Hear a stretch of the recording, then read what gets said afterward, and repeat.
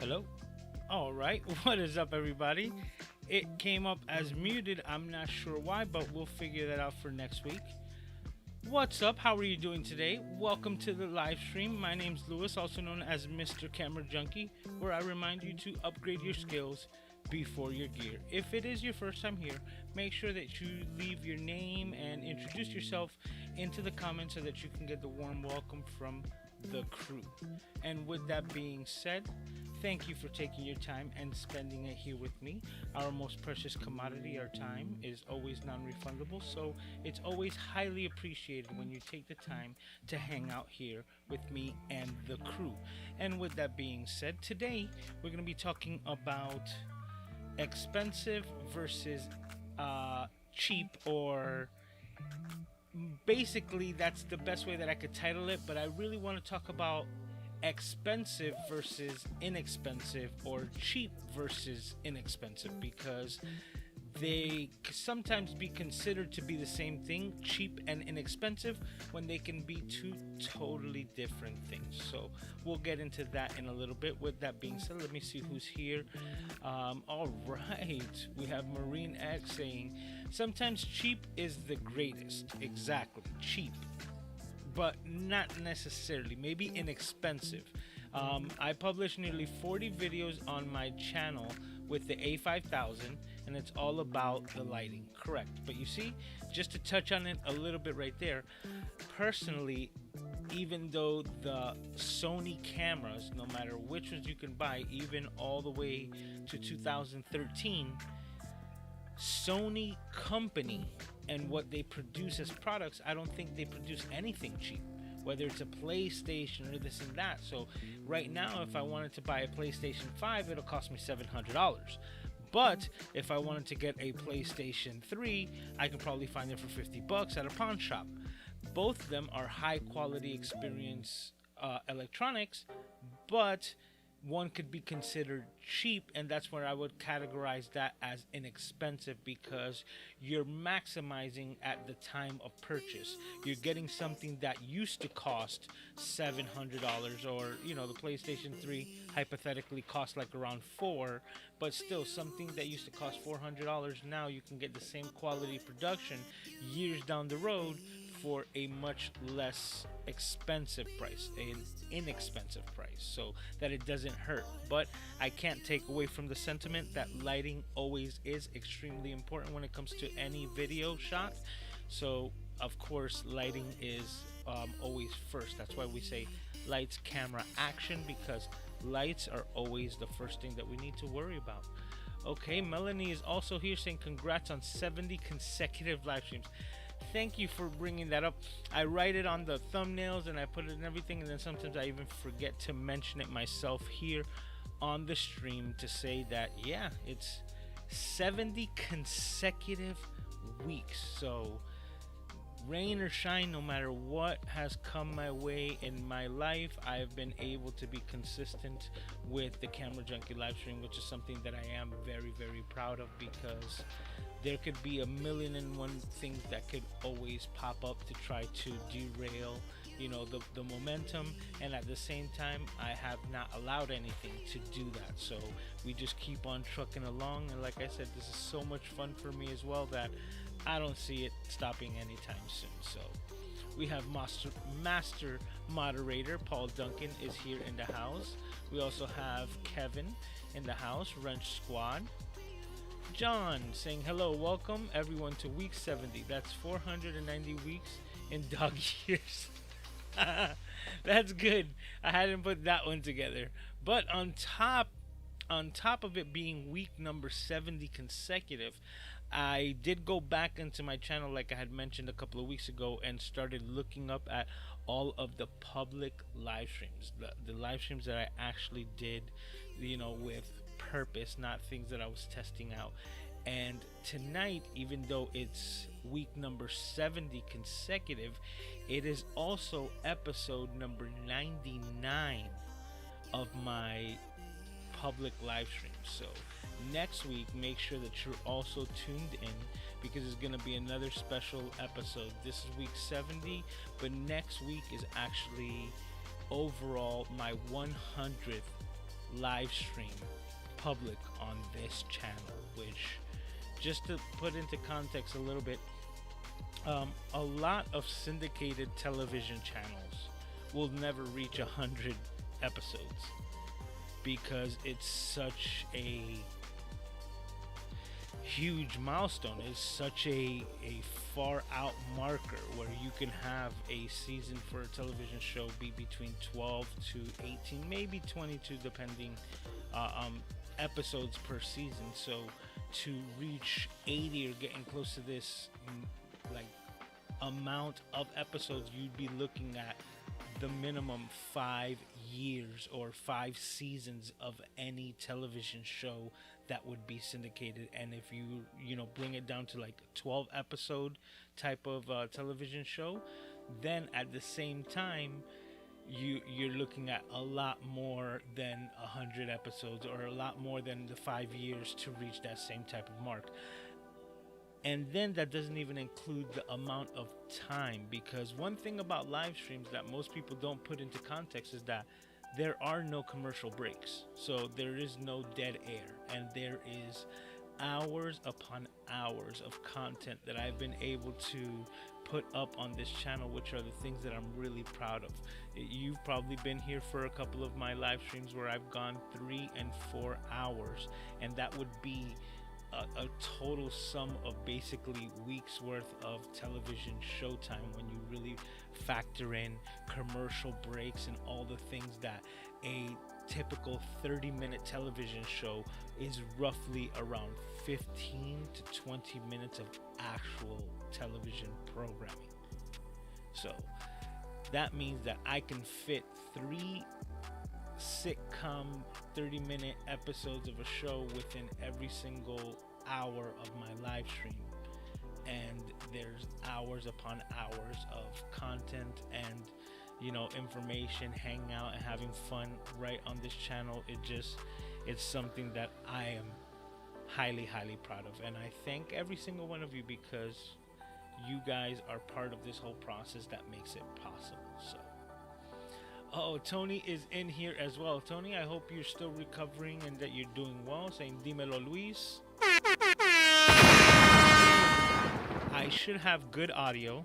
There should be no hissing, but I have been working on audio as well, experiencing a couple of things. I've had additions by subtraction, removing certain things. And one of the things that I realized is that for me to monitor myself, my own audio, to come and loop it back through here, is what's causing that hiss. I'm not sure if it's the actual loop or if it's the cable that I'm using, that I might need to get like a braided, like protected cable, but we will see, because right now I'm like kind of flying blind. It says perfect stream for tonight as long as I pick some expensive gear that lasts a couple of days. Mac Studio and Crane M3 gimbal. Nice, congratulations. Oh, it didn't pop up. Mario is also here. Sammy Superstars in the house. You see, Sammy says that my microphone sounds so much better than even last week, and last week it sounded good, but I was still monitoring myself. So I won't do it, but I could simply plug in my monitor so that I can hear myself, and that will cause this hiss. So I'm really hoping that it's the balance cable that I chose to purchase, but I've had it for such a long time. I'm just hoping that I can take care of it. That's simply so that I can better monitor my sounds. But thank you for the compliment. Okay, and Mr. Moderator saying, if you have a question for me, please do remember to put a Q colon in front of it. Otherwise, it's just a comment, because, you know, the fam's always chatting up a storm in here. And don't forget to hit the like button. That's right. Make sure that you hit the like button. It's highly appreciated. Says, gain seems low on the voice and the music's overshadowing you. Okay, thank you for that information. Okay, let's see, because I have this. Okay.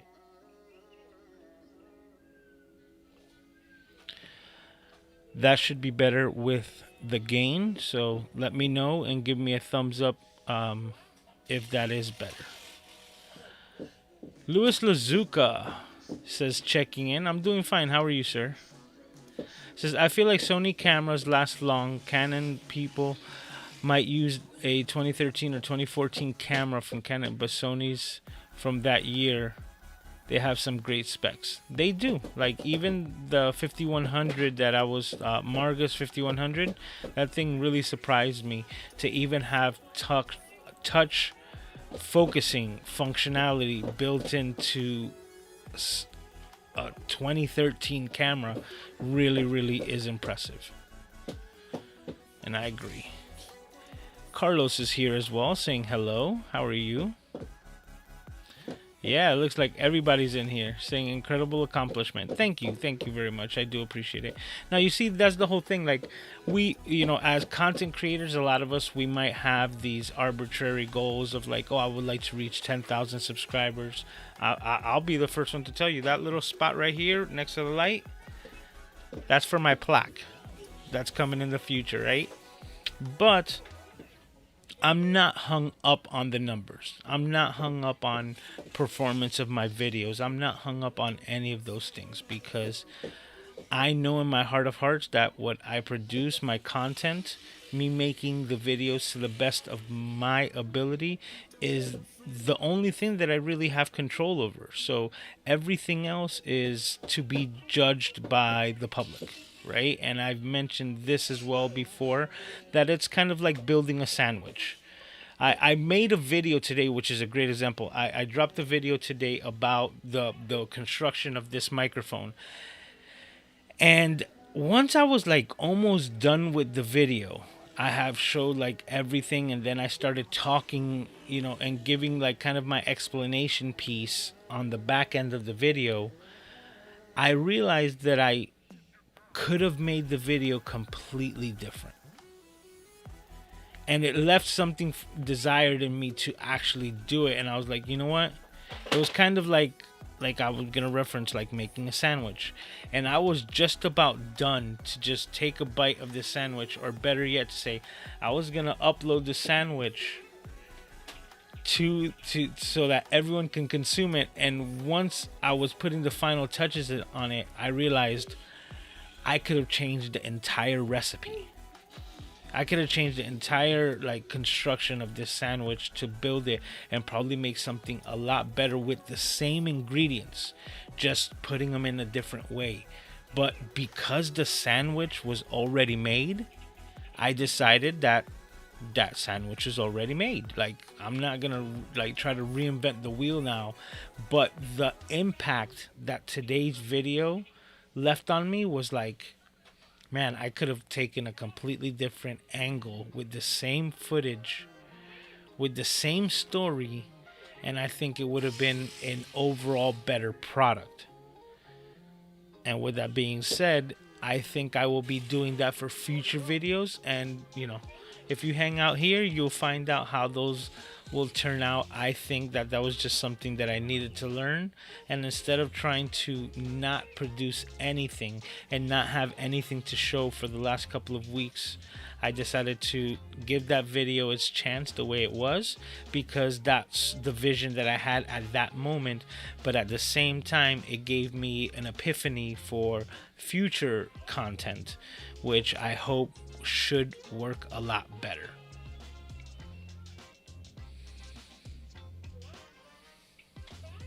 Okay, so everybody's saying hi to everyone. Says Sammy, I remember when you were using Streamlabs before Ecamm. I know Ecamm is like also such an amazing program.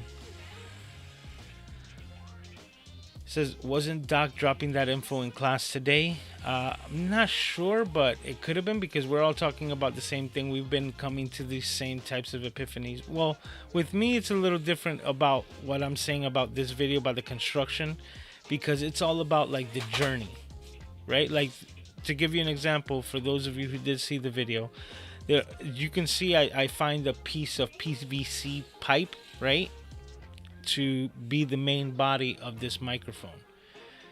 That was something that just came about while I was like randomly looking for or cleaning here, that I found this, and I was like, you know what, this would be perfect. And that's when all the like the construction of this microphone started coming together inside of my mind. What you saw at the video was the final product, or better said, yeah, the final prototype of that entire construction process that was going on in my mind when I was like, oh, and how could I finish it, and so on and so forth. So what I think that I'll be doing in the future is actually taking you along for that process.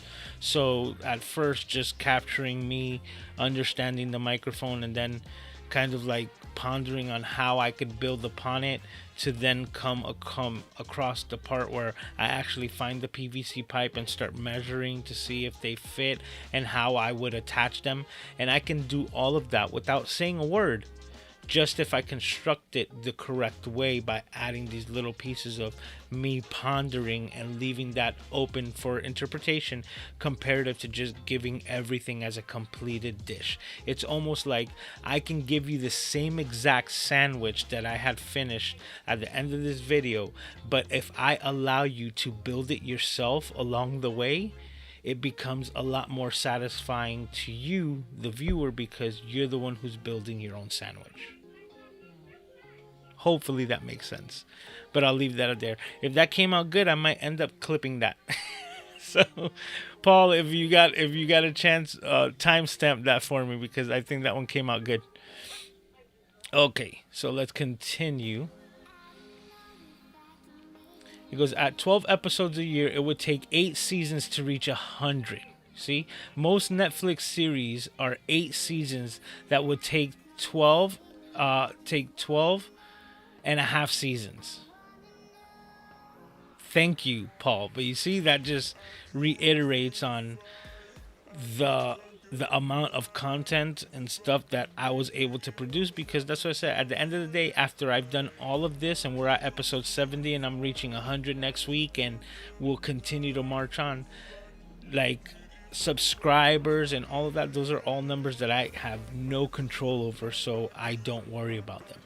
Or I try my best not to worry about them, because it is what it is, and I'm able to find and create an amazing community without like having to have a viral video or millions upon millions of subscribers.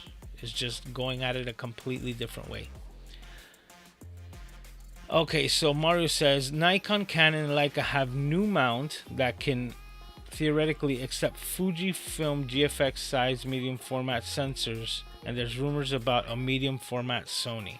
I did hear about that, the medium format Sony, which I don't know if you saw the Tony Northrup video with Tony and Chelsea. That one was pretty interesting for me, because it did bring back a prior rumor, which was something that would make a lot of sense in this instance. That prior rumor was that Sony's coming out, or was developing curved sensors. And the reason why I mentioned that before is because a curved sensor would effectively remove vignetting. Now, you don't necessarily need to build an entire new camera to create this sensor. You can apply that to cameras that have fixed sensors. Now, a curved sensor don't see it possible having IBIS or image internal, right? Let me make sure. IBIS, internal body image stabilization. So having it built in, right? I don't see it being actually viable, because you might actually have way more warping effect with a sensor who's trying to correct, on all sides, and also has a like 3D effect within the sensor itself, being curved. That's where I say that it going towards the medium format would actually as well lead more towards it being built with a curved sensor for that camera, because of the simple fact that if you're building a completely new system, then you will be building an IBIS system based around that curved sensor, and not trying to implement older technology with the new. So that's where I see it, like it's up there. But says, thank you, Lewis, for taking it day by day. Okay, I hope you do feel better, sir. Our thoughts and prayers are with you always. Okay, I don't even know where my stuff is at. I'm getting messages around here. Let's just try to shut this off, because they are distracting. Get all these different types of messages. So far, so good. Okay, we'll continue. All right. Says, congrats on the live stream accomplishment. Thank you. Says 8 episodes, that would be 12 and a half seasons. Yeah. Paul says, long day. I appreciate you, sir. I have to agree with you, bro. I am absolutely exhausted. Talking about that, I'll take the time before I get into the cheap versus expensive, and we get a little bit into that. I'm going to do it a little early. Cities Gaw. Channels that I think you should go and watch. And this week's Cities Gaw is, we're taking you a little bit off the norm. And I'm taking you to Dan C. Bearded. And Dan is a content creator with around 55,000 subscribers. He has built an entire empire on, let's get rid of that, on the bearded community. And that's how we kind of met up with each other, and I was introduced to this community. He is all about beard grooming, and if you've noticed here in the last couple of months, I've been taking a new direction with my beard grooming. The reason why I bring it up is because this is a channel that, if this interests you, this is probably one of the best resources within YouTube for this type of content. Secondly, it's someone that, as another content creator, I've been personally in contact with, been in his live streams. He's got quite a few during the week, but I'm most persistent on Monday nights, which is when I have the time and availability for his live streams. And I was lucky enough to have met him this past Wednesday when he drove from Michigan all the way to Disney World here in Orlando. And because of that, he set up a meetup for his community, and a lot of the content creators and people within his community were able to meet up last Wednesday night. So it was super cool. So Dan, if you're watching, I highly appreciate it. It was so much fun. I was also able to take some photographs of some of the individuals that were there hanging out, and I am working on those photos, but I should have them out either tomorrow or Monday. I say more about tomorrow because I've already been working on them. I just need to put the final touches on them as well. So, as always, channels that I think you should go and watch. This one's a little bit more on the personal note, Dan C. Bearded. So, if you're interested or want to support the community, because there's also a lot of females who are in there supporting their men who have beards, or also just supporting men who have beards in general.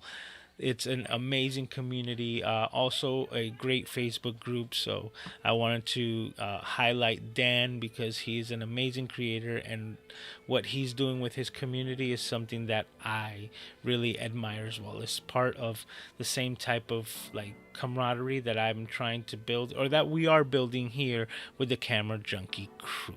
Now, let's go back here. Boom. All right.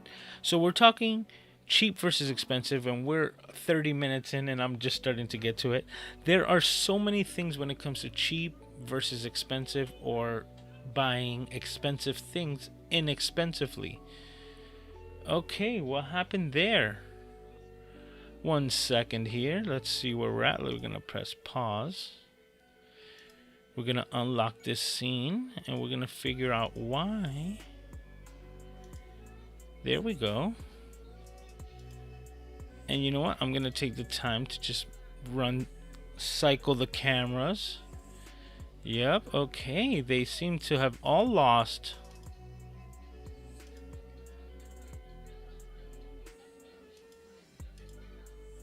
Yeah, they all lost their cameras. Okay, so let's just fix this as well. I'm gonna run through the cycle. That one's fixed. That one's back. Okay. Okay, rock and roll. Okay, like I was saying, cheap versus expensive, or buying expensive things inexpensively could actually be the difference. Now, you can purchase two things for a cheap price, and I'm gonna bring an example here. Here are two different USB microphones. Let me go over here. That wasn't that shot. That's the shot. Boom. Okay. So right here we have two USB microphones. They are both what you would consider inexpensive. They are both $20 USB microphone. Same USB connections at the bottom. Now, when it comes to build construction, this Maono is plastic, and this Pro A-Star is all metal. Nice give, or like no give to the grill. Great construction so far. It's got a nice little weight to it. This one feels very lightweight, very plasticky, like we say, very Mickey Mouse, you know? It seems like it's a toy, so you wouldn't be putting your confidence too much in it. Now, we can say clearly that these are both inexpensive when it comes to the price. And to give you an even bigger, disparity, this microphone right here I got on sale, and it was on sale for $6. $6 for this microphone. Metal, the whole nine. Like, you can pay more for a Subway sub than this microphone cost me to ship it to my home from Amazon. $5.96 or something. And then the next day when I went to look for this microphone, the price had already changed to $20. So roughly they are the same price. So inexpensive, yeah, and extreme inexpensive is this. But now, going roughly that they're both $20 microphones, one could just look at it and say this is the cheaper phone. I mean, the cheaper microphone. But when it comes to quality, this is probably the worst microphone that I've ever used in my life. Ever. Like, it holds the crown for absolute hot garbage. And that falls into, it was made cheaply. Now, the price has nothing to do with that fact now. The internals, the way that they decided to construct the product that's actually going to be doing the processing and giving you what you need most out of a microphone, is where they did not put their effort. Now, this company here said, you know what? We're not going to put our funds into the plastic body, and we're just going to give you one control instead of two, and so on and so forth. No mute, no headphone jack. But now the quality of capsule and internals inside of this is such higher quality than this microphone that even though they're both inexpensive, this is a cheap piece of you know what. That's all I gotta say. Like, this is not worth the $6. Like, I wish I had my sub. I wish I had a Subway sub instead of this microphone. Yet this microphone for $20 will get you out of a pinch, and I would recommend it.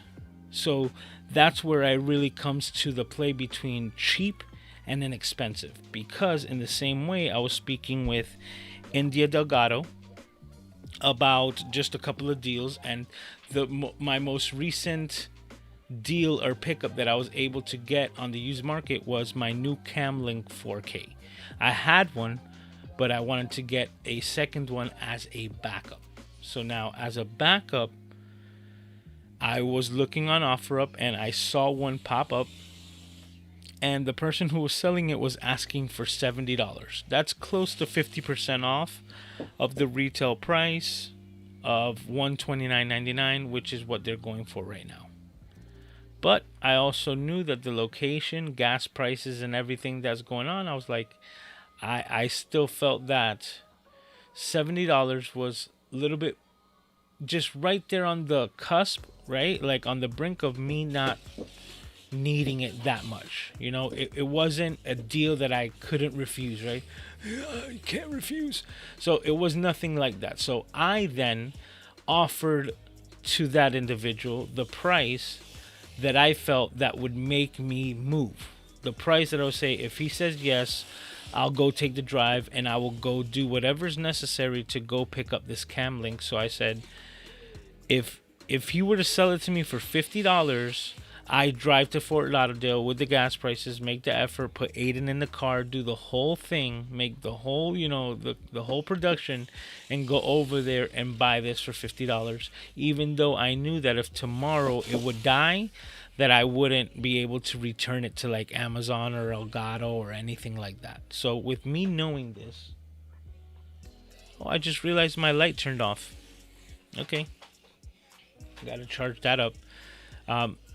With me knowing this, that's the price that I set myself, and I put it for $50, and I sent that information to the individual, and they were like, no, they go for so much more on Amazon. And I said, you're right, but if I were to buy one from Amazon and for whatever reason I don't want it, or I just can't afford it or anything, I can send it back. I'm like, that's not something that I can do if I'm buying it from, you know, Facebook Marketplace or OfferUp or one of the many online like used items marketplaces. So with that, I shot my shot, and the person kind of just left it and saying, no, I'm gonna not, you know, sell it for $50, which is their choice. And I was like, that's fine. But at the same time, I also sent them a message and I said, hey, you know what, if you change your mind, just let me know, because I'm a serious buyer. That's the price that I say, if I find one for $50, I'm gonna move, because it's too good of a deal for me to pass up, knowing what that item can do. And a couple of months passed by with this individual. Actually, like 1 month passed by, and then he messaged me again, and he was like, hey, are you still interested? I'm like, yeah, $50. And he's like, no, I can't sell it for $50. And I'm like, okay, good luck, right? It's like, that price is doesn't motivate me to move. And I guess things got tight for that individual as well, or he just realized, you know what? Like I was trying to tell India today, which that Siri totally butchered my saying, which is, a bird in hand is worth two in a bush. Meaning something that you could actually get fiscally in your hand and start utilizing right away is worth twice the amount of this same item, hypothetically, even at a better price, because it's all ethereal, right? Two birds in a bush, they're in a bush. That means you don't have possessions of them. And if you're trying to catch those birds, you're going to have to do a lot of effort to do that and to get two, not less alone have one, comparative to creating a deal where you would already have one of your desired outcome in hand. It makes a huge difference. So I tried to send that message to India, which she's here saying hello. So I tried to send that message, and Siri said, "A bird in hand is." Oh, hold on. Let me see if let me just get my phone because I don't want to butcher it. What was it? A bird in hand is a tuna bush. Is worth a tuna bush, like tuna fish or something. I heard that and I was just cracking up. It was hilarious. It really put me in a giggly mood, so to speak. Like I had the church giggles, like I mentioned to her, because I just started laughing and laughing and I couldn't laugh anymore. Oh, she's saying it's past her bedtime. So with that being said, if you can find an inexpensive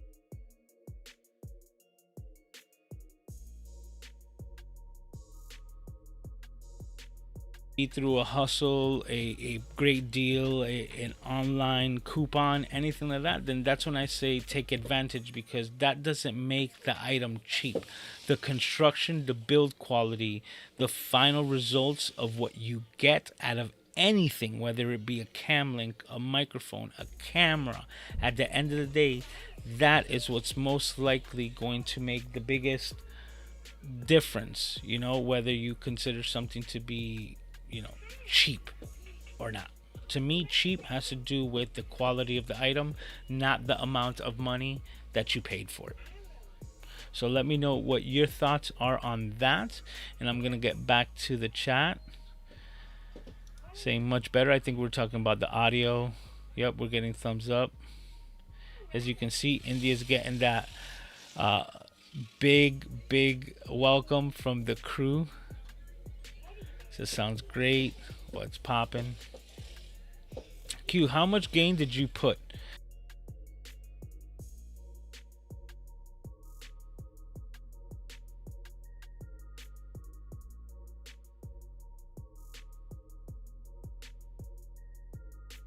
I would say if you're standard, like a clock type, going from 0 being 7 o'clock and 10 being around 5 o'clock on a traditional knob, my gain, I had it, I would say, at around 9 o'clock, and I moved it from 9 o'clock till 11 o'clock. So basically I went from like 30% on the gain to 40%, so kind of like a 10% increase. And that's just the best way that I can put it, because I'm using the Zoom PodTrack P4 and it doesn't have the traditional dials. It has like number scale. So I went from output 3 to 4.5 on the gain. Says you fixed Marga's A5100. Yes, I fixed Marga's A5100 and I used it as my overhead cam. As you can see, this is my full frame.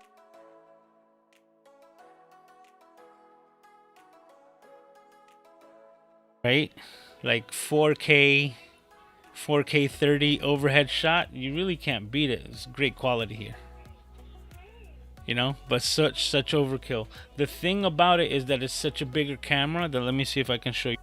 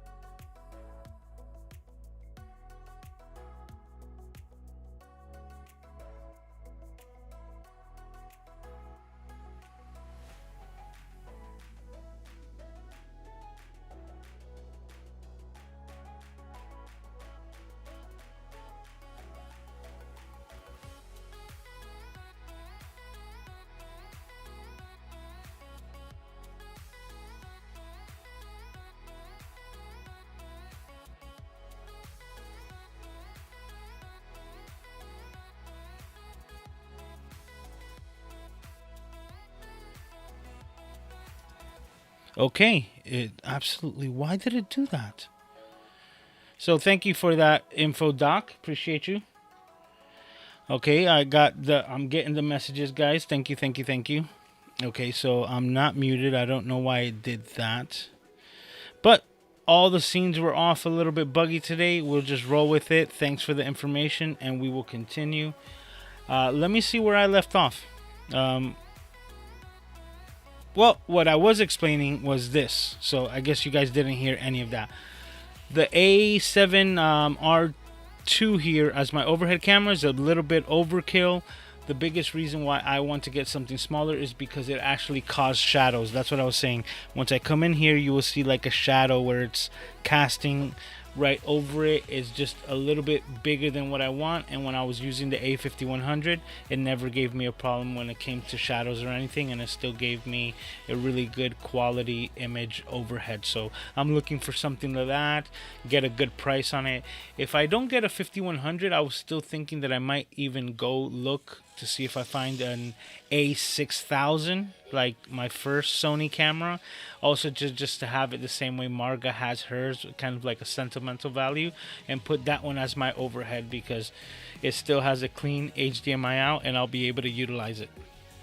That was a long story to say yes. I fixed Marga's A5100. I tested it on the stream and I mailed it out to her this week, so she should have it already. Question: how do you stay present in the moment instead of chasing the next achievement? 100K coming soon, believe it. That's the whole thing. I appreciate the question, but that's one of the biggest things that my son, that you can probably hear in the background, has taught me, which is how to be present in the moment, how to just handle the things that are on your plate. Because even though we plan for things in the future, they're all hypothetical. You know, they're all ethereal. They're all things that we want to achieve. But the thing is that that time itself is not even guaranteed.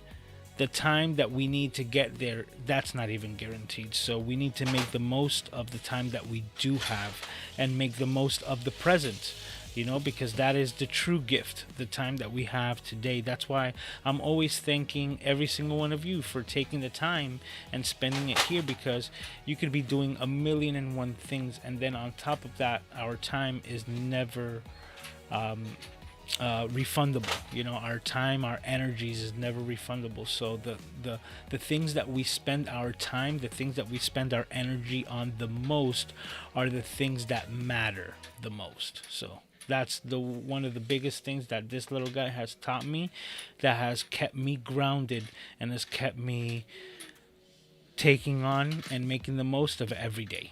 So thank you for the question. It says check the okay, yes, talking about that, he had a great, it says motivated mind checked out your first stream last night with Peter Gregg, amazing conversation. Yes, it was a great live stream. He did an amazing job, like amazing production quality. So like big ups to Carlos, and I should be joining Carlos on a live stream soon. He reached out to me to get things going, so we are setting things up. I am going to be shooting you a message about that, because Saturdays are like really jam-packed. Carlos, if you're listening, to see about really getting that, you know, lined up so that we can get it done. Caleb's in the house as well, saying hello to everyone. Says I'm exactly the same way. Well, that's good to hear. Said I still haven't gotten day 2 done. I laid down after the stream, fell asleep, and had to feed Maestro and me. I know, bro. Dude, listen, I am so exhausted because I took the time to drive up to Orlando. Which, just to give you a little side note, I drove up to Orlando without even having the address to the meetup. So I was just like, I know it's in Orlando, so I live in Florida. And I just go up there, and as I'm driving, I start messaging Dan, and he was basically the only contact that I had for the meetup, and I guess he was busy, and he didn't reach back out to me. So I ended up like being in Orlando for like an hour without a destination. And in that time, I took care of Aiden and myself and a little couple of things. And then he messaged me. I got the address, and long story short, I was able to meet up with them, and it was a lot of fun. It says watch Alex stream and finish the timestamp on Doc's stream, and now I'm here. I know, right? I can honestly tell you that I felt like I wanted to like not take a nap, but kind of just like lay down to just like calm my breathing, right? For like a good 10 minutes before the live stream, because everything was just hustle and bustle. And when I went to do that, I look up and I'm like, oh, the stream is in 5 minutes. There's no way that I can even get 10 minutes to just try to bring this down. So it says make it quick. You can do it. Talk about who you moderate for. You see? He's talking to Paul. It says didn't mean that to get posted here. No biggie, man. It's part of what we do here. It's fam. Okay, what would you do differently if you could? Please elaborate a little bit more on that. What aspect are you talking about, Lewis, that if I could do differently? Because as of right now, I could honestly tell you I don't think I would have done anything differently, because of the simple fact that I've allowed things to happen like naturally, right? I haven't forced any situations, and I've always referenced to it as, like I said, it's like the stars aligned, and everything happened for a reason. So there's a saying that I've heard a lot, is like when the student is ready, the master will show. So for that reason, I always say, I wasn't the student that I needed to be, and once I was able to find the masters that I needed to guide me along the way. It says, you're so right. I've failed so many times, but it helped me learn so much more than ever before. Absolutely, because you learn more from failure than from success. Like a simple baseball analogy, right? Which would be, you'll learn a lot more from a strikeout than from hitting a home run. You just will. First off, like if you were to just hit a home run the first time you were to get up there, hypothetically, swing one time and knock it out of the park, what did you learn? Nothing. Yeah, if you go up there and you start looking at the way the pitcher is like looking at you, the way that he's accepting the count, the way that he's doing like his mannerisms, and every single time you do that, you swing and you miss, and you do that 3 times over and over again, and you strike out of there, and you get to sit down on the bench. The entire time that you're sitting on that bench waiting for your next at bat, you are going over and over and over in your head the scenario that you just experienced, looking at it from every different angle, so that the next time that you go up there, you see something like, oh, I noticed this hesitancy or this twitch or this little mannerism, and now you have so much more experience, so that the next 3, 4, 5, 6 times you come up to bat, you are that much more experienced and better off to hit a lot more home runs. Question, is that mic dropping soon? I'm excited to try it. Also see if I can get those mics sitting in my drawer to make them sound usable. Kevin, talking about that, bringing back this microphone, I felt like, you know what, it would cost me more money in fuel to drive to Kohl's to return this to Amazon than it cost me. Like if it was a $20 microphone, I think I would have been peeved at the quality, because I'm also going to experiment. So for those of you who are interested, talking about that, let's go to the overhead again. What? Because this also came in the mail. Boom. Not live unboxing, but live unbagging. And what could possibly be in here? This is part of my same and new projects.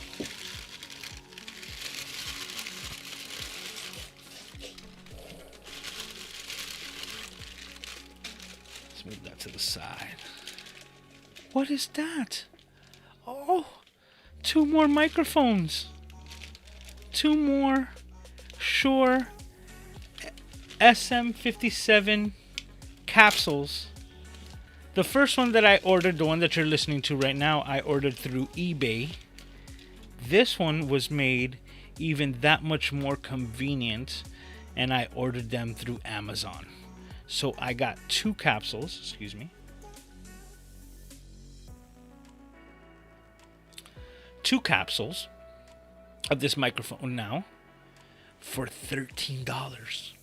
It took a little bit longer even, but this is it right here. So now, what am I going to do with these capsules? Well, I had the plan to take this USB microphone and replace the capsule on the inside to see if I can get an even higher quality sound out of this microphone setup, right?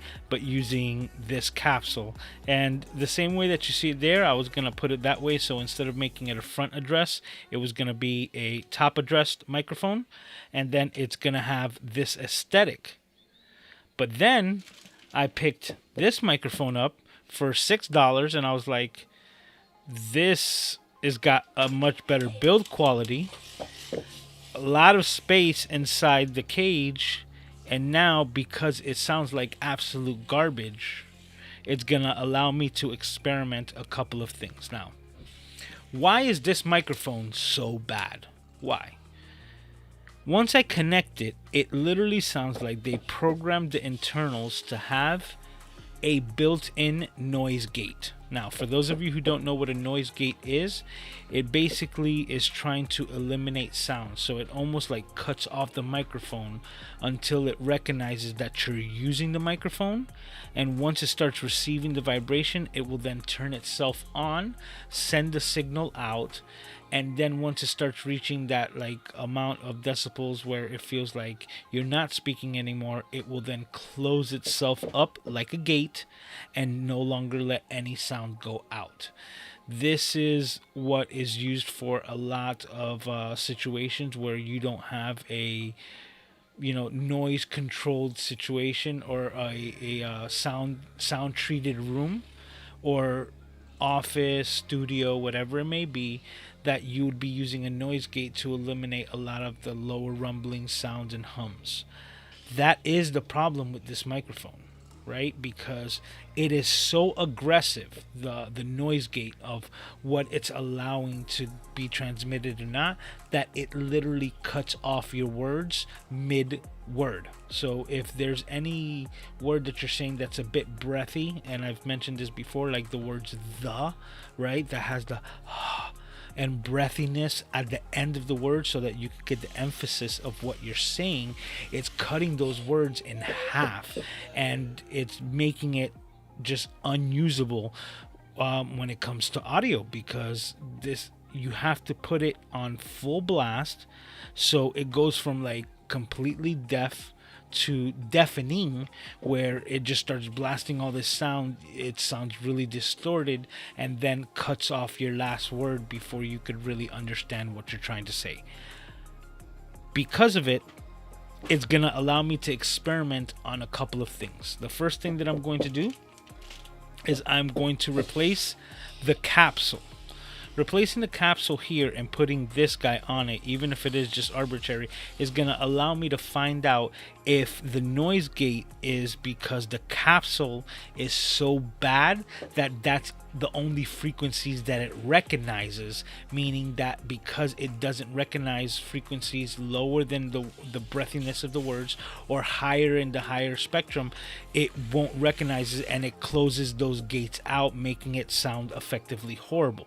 Meaning that if I were to change the capsule and the capsule is the problem, then you'll have an effectively like incredibly great sounding mic, probably something equivalent to the Shure MV7, and have effectively paid $12 for this with my know-how, because $6 and about $6 that this come out to, 12 together. If that doesn't work, right, like if I'm still having problems with the noise gate, then that allows me to also know that the internals of this microphone is what's absolute garbage. The way that they configured that noise gate, meaning you can put a high quality capsule on it as well, and you're still going to be getting garbage sound because of the way that it's processing that information, which will then say maybe this capsule is not the worst as well, but at that point will really leave me with a lot to be desired at that moment. And if that is the scenario that turns out that the internals are so bad that it doesn't matter the capsule, I also know that the capsule that is having in my hand right here is 100 times better than the one that's in there. But this kind of looks like not the worst as far as microphones. So instead of breaking this one down and putting the Shure capsule in here, I'm most likely gonna take the hit on the $6, experiment with this microphone, figure out if it's the capsule or the internals, and then at the end of the day use this to build this microphone. I could probably put that capsule right there, give it some room, like hypothetically it will sit right there on the inside. Remove it, it will then be top addressed instead of front addressed, allowing you to set it up like that and effectively either do the same thing, which was either have it connected as a USB Shure microphone, or if it still sounds horrible, literally just gut out everything and convert this to another XLR microphone and have it looking a little different. So those are my plans for these microphones and what I'm gonna be doing, because I did have a lot of fun creating this microphone here, which is why I have plans to just keep messing around with these, because so highly impressed with how good this right here sounds. Like, you could even make it like a front addressed type of microphone, like the old Super 55s, which I believe still use the same capsule. So let's go back to it.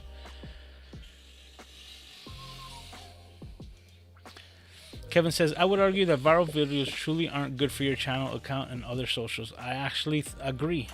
I'm like so glad that that's not something that's happened, because then people feel like that they have to live up to the viral video, which at this moment, I'm still at a point with my channel where if I want to make videos about me making microphones, I can, right? It's not like I feel like I am beholden to an algorithm.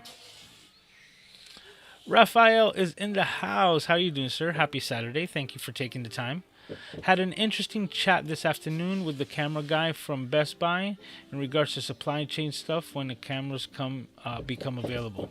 Interesting. Okay. Question, did I get the Mac Studio? If so, what are my initial thoughts? Okay, I did get the Mac Studio. Let's see here. Boom, boom. Let's see. Marine. Let's see. There we go. You should be able to see it right here. Right under there. So my previous setup was the Mac Mini right here with the Hagibis, which is this little slot drive here at the bottom that also has my 2 terabyte SSD for internal storage plus I/O in the front. Then I have the Mac Studio now sandwiched in between. And the biggest thing, my initial thoughts, and I would say first 24 hours, thing is amazing. It has a certain, quality of life aspects. Like the Mini was always hard for connecting Bluetooth. That's no longer an issue. And I tested them out mostly with my AirPods. So my vehicle is not too far outside, right up front in this direction. Meaning from this location, I will have my AirPods connected. And if I were to walk out to my vehicle, I will lose connection on my AirPods. Now, that's because of the Faraday cage type system. Oh, God. Oh, wait. Sammy says my mic is muted. No, I'm not muted. I'm still coming through. Okay. I digress. I saw a message that said that I was muted, and I thought I was muted again, but I'll continue. So if the M1 Mini, or actually the Mac Mini itself, the design of this small thin box, had the Wi-Fi and Bluetooth connections at the bottom, and then me, that I have a metal desk or even wooden desk, just placing it down is always going to give it a really hard situation to try to admit and receive Bluetooth connectivity with the Mac Mini, to the point that I was just saying, just hopping out to the car right there, I would lose connectivity of sound on my AirPods all the time. As soon as I connected my AirPods to the Mac Studio, like, I can travel a lot further because of the way that they set up the antennas, and those are just the little quality of life. The biggest thing is that I'm mostly still setting it up. I'm still in the setup phase, not so much in the like full use of the machine. The biggest thing that has been game changer for me is actually more towards the Monterey, which is the universal control. So the universal control, what it has allowed me at this point is to have my Mac Mini on my left side, and because I have two monitors, I have the studio on the right side, and I'm going between computers with the same mouse left to right and transferring files, so that as I continue to start implementing all of the programs, installing them and putting in mostly plugins for my editing suites, that is what's kind of missing. So I started to try to do an edit, but none of the plugins were really active, so I couldn't put all the final bells and whistles to the final polish on the edit, and I had to bring it back to the Mac Mini so that I can get those things done. Besides that, initial power, it's incredible. And my pain points, right, the things that it would slow down for me, which is kind of like what I would be doing, which is my use case scenario. And in my use case scenario is like, I have YouTube windows open. I'll have 2 live streams running because I'm moderating a chat for Doc Rock while I'm like listening to Ms. D on another channel. I could be doing a variety of different things and at the same time still have my Final Cut Pro open. So these are the things that would constantly, like, I knew that I was overexerting my Mac Mini, and when it would just start like chugging along and just like kind of like glitching out, I would be like, okay, let me see what I can take down from all of the things that I'm doing, and kind of like my squirrel mind of just having a multiple things running at the same time. This machine has had no issues. I've had everything open. I've had tabs upon tabs, just Chrome and Safari, and installing programs and transferring files, universal control, the whole thing.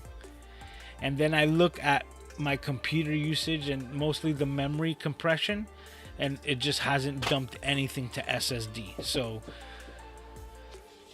side note, the reason why I majorly went with the higher amounts of RAM is exactly for this reason. The fastest way, even though it's not fast, but the fastest way for you to deteriorate your onboard SSD is by constantly using it as a outsource for VRAM, by having high compressions amount of RAM and then using it as a dump, and just using it as an onboard random access memory.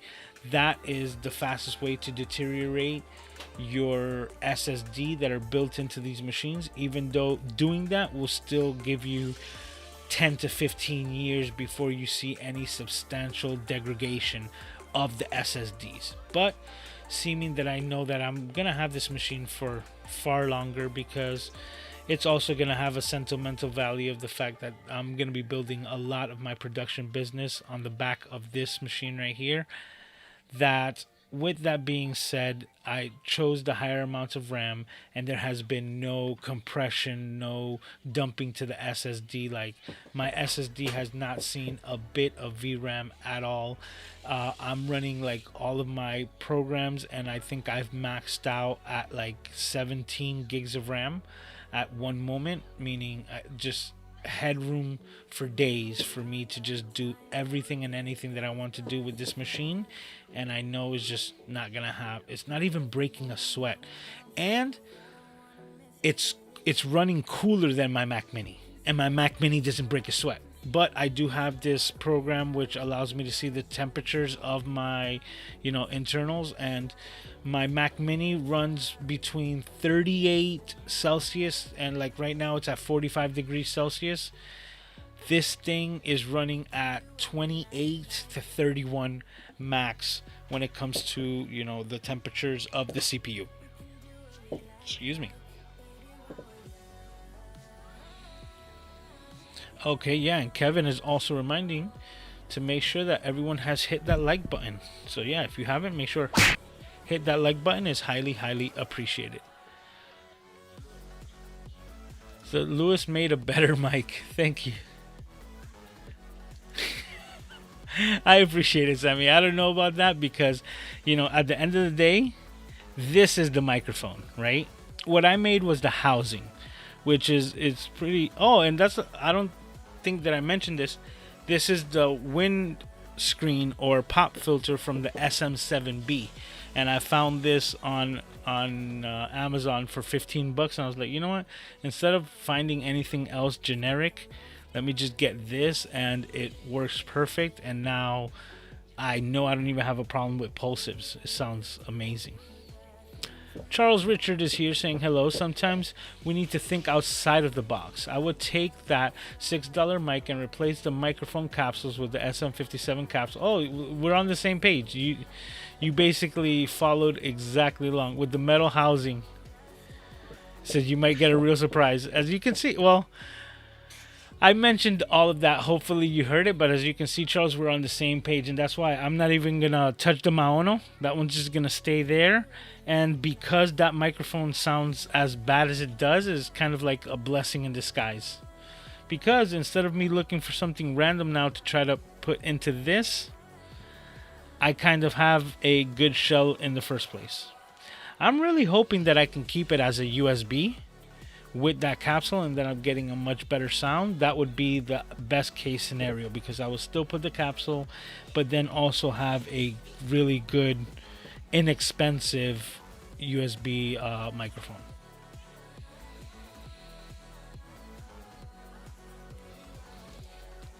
It says make it sound better than the Yeti. I appreciate it. What's up, Doc? Thank you for the heads up on the muted mic. You and everyone. I got the messages. Yeah, it's one of my scenes that I don't know which one it is exactly that's deciding to mute me, but I think I'm gonna be rebuilding the whole thing all over again on the Mac Studio. So instead of transferring over a profile, I think I'm just gonna go take the files themselves and just build it step by step. $50 for a cam link. That's a great deal. Yep. Oh man, I'm so behind. In Hawaii, tuna is I'm not even gonna I trusted you, Doc. I needed to read your comment first.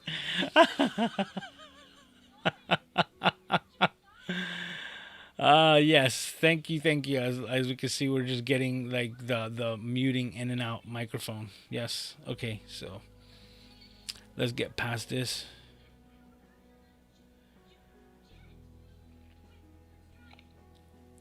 Okay, so Sammy was saying, yes, I sent back the A5100. Yep. Okay, I'm just skipping all of these messages, basically saying that I missed the audio. I do appreciate all of you, but we're just going to keep going. Prince Aiden is in the building. You could definitely hear him. Sammy says, I really like this shirt, Lewis. I know, I really do like it too. And Sammy, once again, you did hold an amazing event. I'm super proud of you, and I'm really thankful for being a part of it. I was happy to be of service, and I also learned a lot.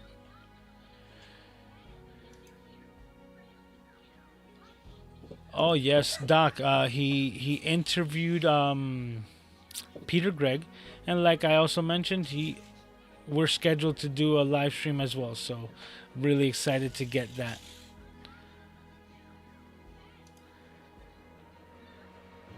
Streaming every Sunday. Says you see streaming every Sunday now at Doc Rock. Sundays is Motivated Minds. Sly is in the house saying happy Saturday to everyone. Never late, always on time. Always happy to have you here.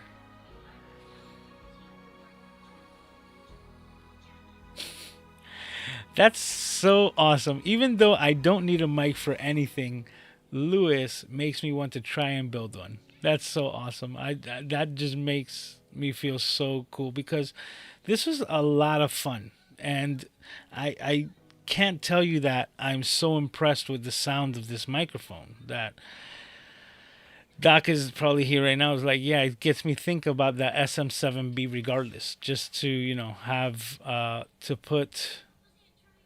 to back a company that's making such high quality equipment.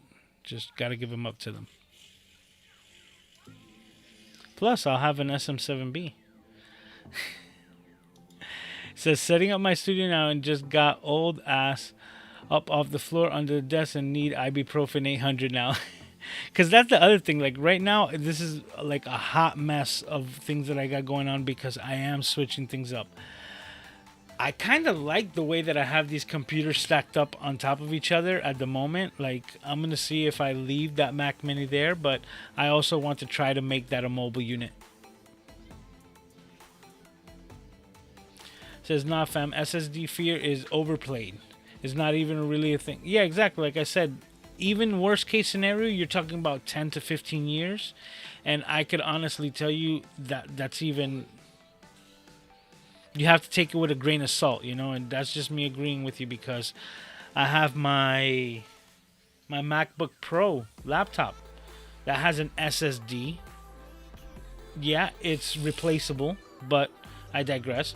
Still, the SSD that I've had in there is over 10 years old and it has no signs of degradation. So it's just really the way that you play on it.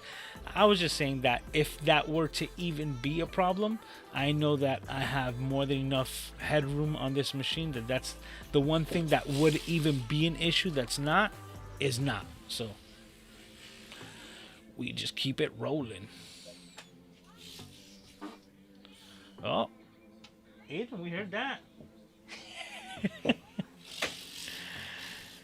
It says, why am I now just finding out about this Hagabus thing? I've already filled up my Mac Mini and had to figure out how to move files over to an external hard drive. Now, I'm not techie. Oh, well, if you want, Sly, I'll send you the link. Or you can find it in my kit.co. So if you look in the description, you should be able to go onto the part where it says, like, my gear. It will send you directly to my kit.co. And for the computer stuff, it's right there. There are different versions depending on it. I got the one that uses the 2.5 SSD hard drive comparative to a newer M.2 type of SSD for the simple reason that I already had that hard drive. I already had the 2 terabyte hard drive that I was using with a cable via USB, so I just picked this up for $80. It has a slot for that SSD, so as soon as you put it in there, it's now closed in as part of the unit.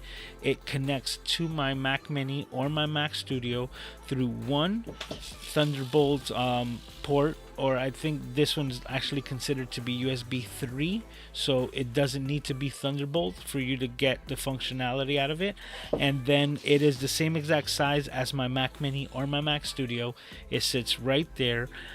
It gives me 2 USB 2.0 or USB A 2.0s. It gives me 2 USB A 3.0 connections in the front, a micro SD, a full size SD, with the hard drive enclosure all in one connection for $80. So this is ideal. There are some that have the newer type of SSD, the M.2s, if that's something that you're using currently. So, but a lot of options. That has been the saving force of my Mac Mini, allowing me to do as big edits as I have been, because I've been running them directly from that drive. So I haven't even been running the actual edit file from Final Cut Pro. on my actual SSD of the Mini. That will change with the Studio. That's why I got the bigger terabyte hard drive there, so that I can, make the edits as fast as possible. And once they're done, I can still just take that file completely and remove it off of the SSD and export it to the external.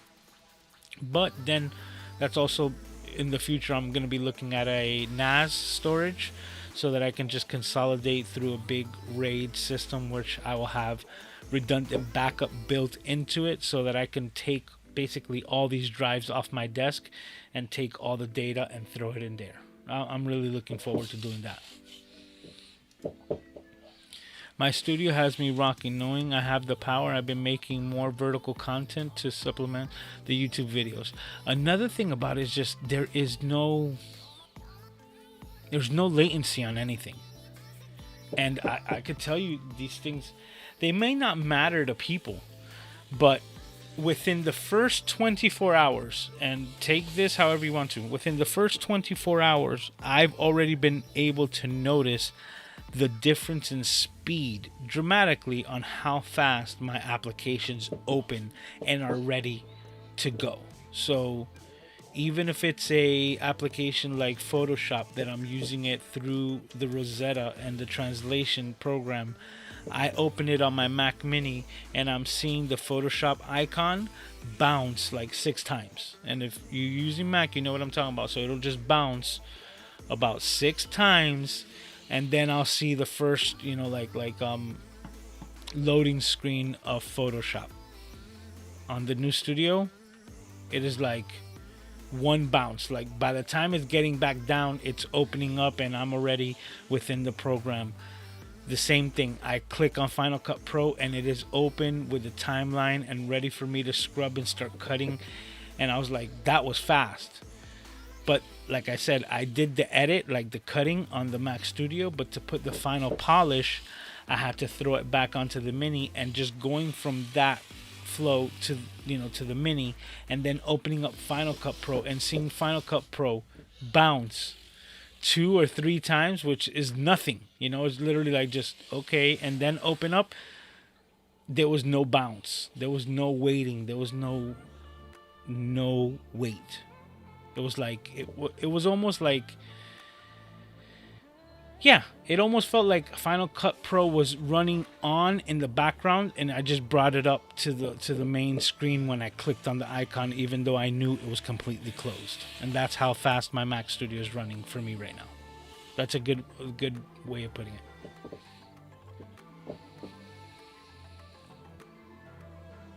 Okay, so we have been breaking a sweat preparing for PCs to run Windows 11 and reinstall Windows on 2 computers from scratch.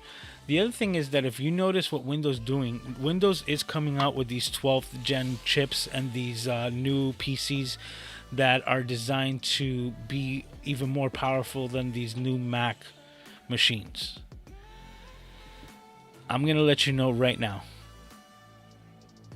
What we're experiencing right now, like these M1 Max, M1 Ultras, it is as if, just so that you understand, this is like the best PC that Apple can build with a laptop chipset.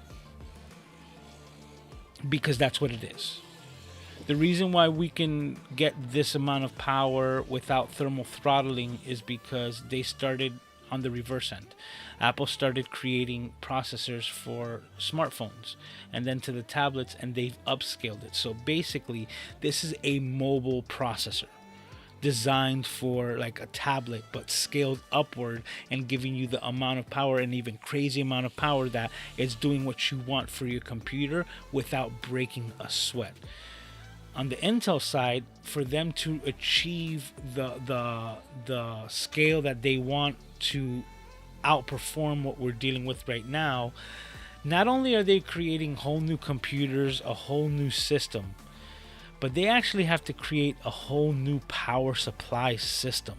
And there's a whole new infrastructure that's being built on these single cable connectors so that you can get up to, listen to what I'm about to tell you, up to 800 watts of electric power to the GPU on these machines. You're talking about that when Apple is sitting here telling you we're increasing production and scalability, yet we're consuming less and less actual electricity and power, leaving a more green thumbprint for the same amount of work. Intel's looking the other way and saying like, hold my beer, because we don't even care. Like, they're going completely the opposite, because the only way that they can scale up performance is by literally scaling up the power, scaling up the watts, scaling up every aspect. So now these machines are going to be pumping out 800 watt power supply, 1,000 watt power supplies, or 1,000 watt just for the GPU. So you're talking about 1,200 watt power supply, so that you have enough for the CPU and the GPU.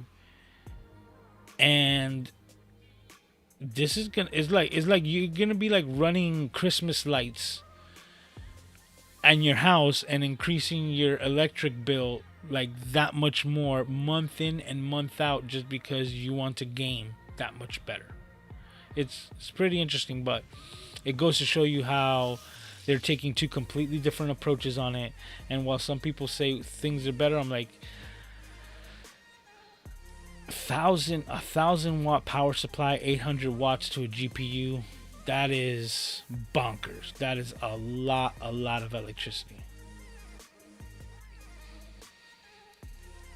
It says I have a $15 Cam Link 4K output I bought over 18 months ago.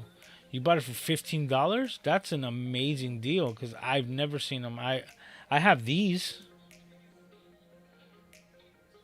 Right? Focus. Oh, right there. These are the Amazon ones. That's what I said. Like, I was using these, but the Cam Link is so much better, being actual 4K, that once I had one, I was like, I noticed the difference, even though I'm still using these. And for example, this right here, this is the same USB Amazon card, right? So it's not like they don't work, but I do notice the difference here. So that's why I picked up another one, and I put that one here so that I can run 4K, full 4K with no issues, so that you can get the crispiest detail shots right there. Boom. You can read all the information off the back on these. Look at that. It's amazing. So knowing the quality of the product is why I put that price. And when the person bit, it's like fishing. I was like, time to reel them in and get it for $50. But if you can get any of these for 15, like even the Amazon ones are worth $15, man. Thank you, Lewis. I appreciate you, sir. Say, Lewis, what is my comfort food? I would have to say arroz con gandules and pollo guisado, or rotisserie chicken and rice with pigeon peas. That's just kind of like my go-to, kind of like the old school thing that my mom used to make. And whenever my mom used to make arroz con gandules, it's good to eat hot food, right? But there was something about that rice when it would get cold, like just like the leftovers at the end of the day, you know, where it's just sitting in the pot, sitting in the olla, and it just has absorbed all the flavor that's just been sitting there. Just room temperature rice, arroz con gandules, just hours after it's been made. Oh man, I'll go to town on that whole thing, and that's what I would say would be my comfort food. So. There's also 10 things I can't live without. I would have to look at that.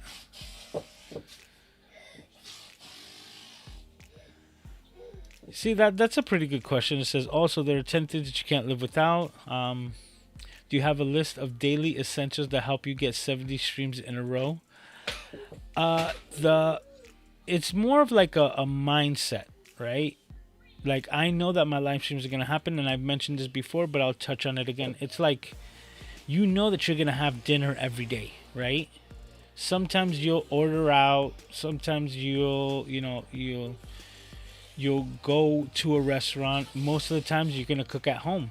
And if you're gonna cook at home, then even if you recognize it or not, there are things that you do throughout your day instinctively to achieve that outcome. So if you know that you're gonna be cooking a dinner for a particular person at the end of the night, then you know certain things that you need to make sure that you have ingredients and things like that. Buddy, you are going at it. That you know that you're gonna have certain ingredients and things like that that you're going to need for whichever eventual outcome you're going to want. So if you are missing any ingredients, then you know that, okay, I'm gonna have to make a stop at the grocery store to pick up this thing so that I can complete the recipe. Those are all the planned, or like the planning, the pre-planning that you're doing for anything so that you can achieve that final outcome. And at the end of the day, when you get home, you'll put all of those pieces together to achieve your dinner. Well, live streaming is a lot of the same things. Whether, I know that each week I'm going to have a live stream on Saturday. Sometimes I have things pre-planned out, like next week that I know I'm going to be getting to 100 live streams, different things like that you could pre-plan. But then there's certain weeks where you don't have that option, and it's almost like I know that even though I'm going to do a live stream, I'm going to order everything DoorDash, like I'm going to just kind of like just do the basics, get things in and out, because I didn't have the time to do more research or different things like that. So just know that whenever you are doing live streams, I also mentioned this to India Delgado as one of the things to help you in motivation and just keeping you going, is that you're not going to hit a home run every single time, right? There are certain times where you can try to set everything up correctly and you got all your overlays and everything, and then it just becomes a shit show and you can't do anything about it, right? You just roll with the punches, and that will just allow you to know that, hey, next time you're going to get another at bat. And it just goes right back to that same mentality. Is like you learn more from striking out than you do from hitting the home runs, right? Because when everything goes off without a hitch, then you never occur an issue of knowing what could be somebody else's pain point. Skipping that song. I'm not even going to look for it. Well, let me see.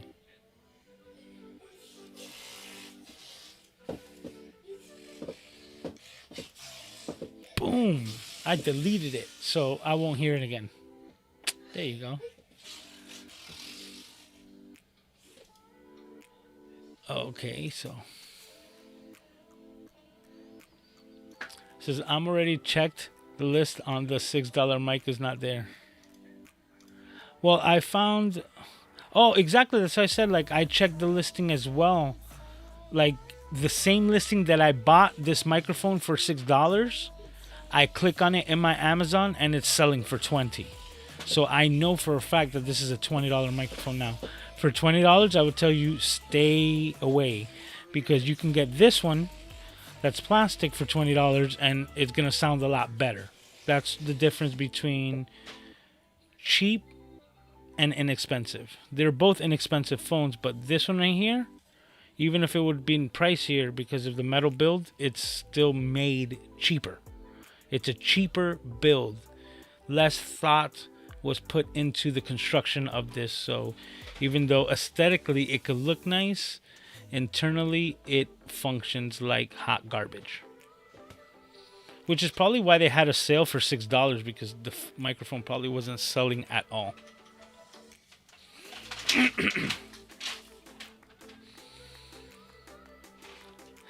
Yes, says Lewis. Stay tuned. Lewis will be sharing his secrets on how he accomplished 100 soon. Something gets me thinking that might be a conversation I might be having with somebody soon. Okay, Paul got the Hagibis on there. Thank you, Paul. You're the man. Kali! Hey, Lewis. So what up, everybody? How you doing? Thank you for stopping by. Sly says, I sold my 90D thinking of getting into 360 cameras. Anyone have any experience with the 360 cameras? I haven't used any myself, to tell you right off the bat. But I do like the aspect of the cameras that you are being interested in, Sly. I find that like so comforting. Like it's so awesome to see how you're exploring into this field, into this niche, because it's the one that you found that, like meshed the best with your content and with what you're doing. I like it. I know just a little bit from videos and information that I've watched on the 360 cameras, like the what is it? It's the, oh my god, because they just came out with a new one, so there's so many names. But Insta 361, and Insta 360 is the name of the company. So their first 360 camera was called the 1X. Yes, the 1X. So the Insta 360 1X is the one that I would try to probably lead you towards, as far as price and functionality, because GoPro does have 360 cameras. I believe, I forgot which it was called, the Volt, the 360, the GoPro Volt or something like that. But it's a lot more expensive for effectively the same performance, and there are a lot of features. The Insta 360 1X, it almost looks like an old school cell phone, where it's just like a slick little like long body. It's got cameras on both sides. The one negative that people had about the 360 cameras, which I'm not sure if it'll be a negative for you, but that they said that they didn't like the post processing of it, on how you had to do all of it for that camera through their phone. So before you can export it into your computer, you would have to process it through your phone, because it will actually be utilizing your phone's gyro, or your I'm running a blank on this, but gyro information data from your phone, so that you can actually compose the shot, because you'll be using the gyro data from your phone and having it like look around to compose the shot that you want to be exported. Once you have that, you can then send it to your computer and be there as well. Okay, the Insta 360 1X2, that's just the newer version. So if you're looking into that one, I would recommend that one, because the one thing that I heard about that is that they ended up fixing the one flaw, which was the post-processing software that you have to do through your phone. So just as long as you understand that's, I believe, their workflow, that through the Insta 360. But I also think that besides the time that it takes, which is the biggest complaint of most people with that type of workflow, that it's an added step that prolongs the time that it takes from you getting the information from your camera to your computer. Just as long as you understand that is the process, and that you're in a good headspace and not to get frustrated, then I don't see a better system. Because as far as UX goes, like your user experience with it, even though you're processing it through the camera, through your phone, I do believe processing it through your phone is the best user experience that you can when it comes to recomposing the shots, allowing you to zoom in, zoom out, and rotate the camera, and you really don't have to worry about which direction the camera is pointing, because you get to decide the composition after the fact.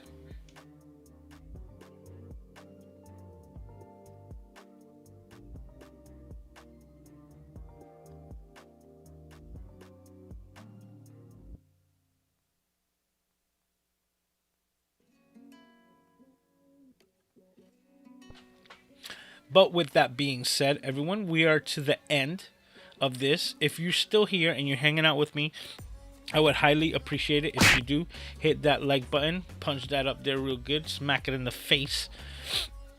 And as always, I just want to thank you for taking the time. We're a little bit over our hour mark, but it's always so much fun that you lose track of time when you're having fun. Guys, another one in the books, episode number 70, and just as a reminder, I will tell you to make sure to be here next week. It is episode 71, but episode 100 overall of public live streams here on my YouTube channel. It's a personal goal. It's something that I've I've always admired the 100 episode mark on so many television shows throughout my life that I kind of never thought that it would be something that I would be achieving myself. And now that I have, it's something that I'm taking a lot of pride into because it does mean a lot to me. And it's because of what we're building here, what's happening, the movement. You know, we're always saying the rising tide raises all ships. And I'm glad to have all of you here along with me for this journey, for this ride. So thank you so very much, as always, for taking the time and hanging out here with me. I always appreciate it. So thank you, everyone. Randall, Caleb, Sly, Kevin, Paul, so many people, Charles, Kali, Sammy, Lewis, Doc, Carlos, Randy, so many people here, as always. Thank you guys all. You guys are all amazing. Have a great week. Take care of yourselves, because as always, we're going to be doing it all over again next week. Episode number 71 and 100 overall. I'm so excited. I can't wait. So with that, guys, have a great night. Take care of yourselves and each other, and I will see you all next week. Talk to you.